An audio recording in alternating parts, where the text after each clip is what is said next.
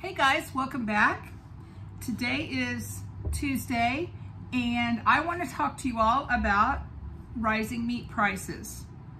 If you've been to the store at all or even placed an order online, I'm sure you've noticed that our meat prices are going way up and the quality not so much. We can't lower the price of meat, of course, that's out of our control, but we can control how we use our meat, how much we use it, what we buy, all of those kinds of things. I noticed that hamburger prices are $6.40 a pound now, and I've seen it for $8 and something a pound other places. Normally we go to Sam's and I get my hamburger at Sam's for $3.58 a pound. I like their hamburger, I love the price, but Sam's is over an hour away from me, so I can't justify driving that far just to save money on hamburger when I'm going to use more money than that in my gas and the expense of driving over. So I've had to come up with clever ways to work these prices into my grocery budget without letting it completely take over and squash my grocery budget. And I wanted to share some of these tips with you all as well.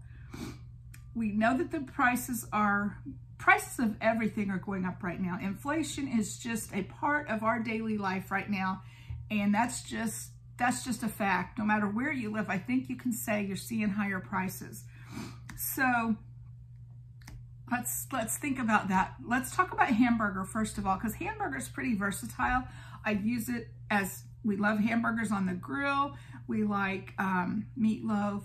I use it in a lot of my casseroles, spaghetti sauce, chili, tacos, pizza. Hamburger is a big part of our life. So for hamburger to be that expensive, it used to be one of the lesser expensive meat you could buy. So to see hamburger that high, it's a challenge, but a challenge we can meet, I think. So what I do when I'm trying to deal with these higher prices is I use less, especially in casseroles. A casserole typically will call for just a blanket. Most casseroles will say a pound of ground beef or a pound of hamburger or whatever. And you don't have to use a pound of hamburger in a casserole. And a lot of times I will use half the amount of hamburger and you can't really tell. I mean, you still have hamburger in every bite. It still flavors the casserole well. So I will use half as much hamburger in my casseroles. If you feel like you need to replace that half a pound of hamburger, you can use beans. Black beans are a great substitution for hamburger. You could use fresh mushrooms, chop them up fine and put them in. I know I do that with my spaghetti sauce. I will use much less hamburger, probably even less than half the hamburger, and then I will chop fresh mushrooms in my spaghetti sauce, and it's great. It's wonderful. In my chili, I will use a lot less hamburger, and I will add a can of black beans and an extra can of either kidney beans or chili beans, and that chili still tastes really, really good, and you never even realize that there's less hamburger in the chili. I would buy a roast for $2 and something or $3 and something a pound. And I have a meat grinder attachment that goes with my KitchenAid mixer. I also have a hand crank meat grinder, and you could pick up a hand crank meat grinder at an antique store. You could order online, however. But anyway, I would grind roast, and that would be my hamburger. That would be my ground beef, right? And that would be half the price of hamburger. And that's how upside down are we right now in our society where a roast is cheaper than hamburger. I don't get that. But anyway, that's one way to combat the prices of these high prices of our meat today, is if you can find a cheaper roast or whatever, grind up your own. Also, pork loin. You could get a whole pork loin. I mean, like the big pork loins, and I like to get them for $1.49 a pound. That's what I used to pay at Sam's. Last time I was there, they were $1.99 a pound. Sometimes I can get them for $1.79 a pound, but that's still cheaper than $6.40 a pound, right? So if I want to make a meatloaf, but I don't want to sink $15 worth of hamburger in a meatloaf, that's what I'll be doing. I will take that pork loin and I'll grind it. I'll grind about 1 pound of it, and I'll mix my pork with my beef, and that will be my meatloaf. It'll be ground pork and ground beef. I've actually seen recipes for meatloaf where it does call for different varieties of ground meat. So that's an option. You can mix ground turkey with ground beef for meatloaf, or meatballs, or Salisbury steak, or anything like that, you know.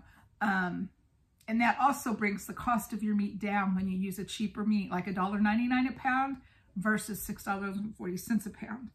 That's an excellent option for making that meat stretch.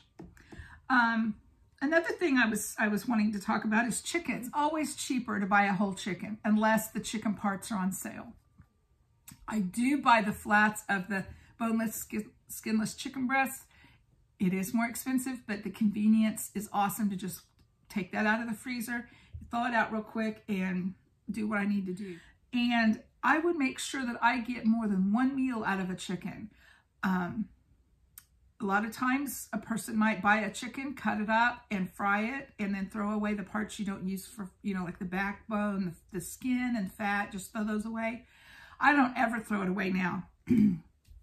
I keep the back and the fat, the skin, and I boil that for broth. I might have a main meal of baked chicken or fried chicken, and then I will make sure that I get more than one meal out of that. I will make chicken broth, which you can then make chicken and dumplings or noodles and use that broth for that. The leftover chicken meat, you can make chicken salad. You can put it in casseroles. Lots of ways to make our meat stretch. And that's where I would be encouraging you today is look for ways to stretch your meat. That's how we'll combat these high meat prices. We'll just be clever in our kitchens. We'll find a better way to use our hamburger and our chicken and whatever else we need for our family. And some people might be perfectly willing to pay the price and not be concerned about it, and that's fine too. I always like to find the best deal. I'm a homemaker. I don't work outside my home. So I feel like my way of helping to provide for our family is by making good use of the money that my husband works so hard to provide for our family. I want to be a good steward of that money. And so those are some tricks that I use when I'm planning my meals and trying to work those high prices into my budget. And I hope that helps you as well. I hope you're having a great week.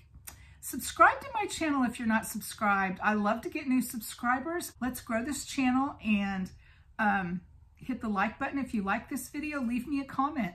Let me know what your suggestions are. How do you stretch the meat in your menus? How do you save money on your grocery budget? I love to hear from you all, so leave me some tips in the comments as well. And I will talk to you soon. Thanks for watching.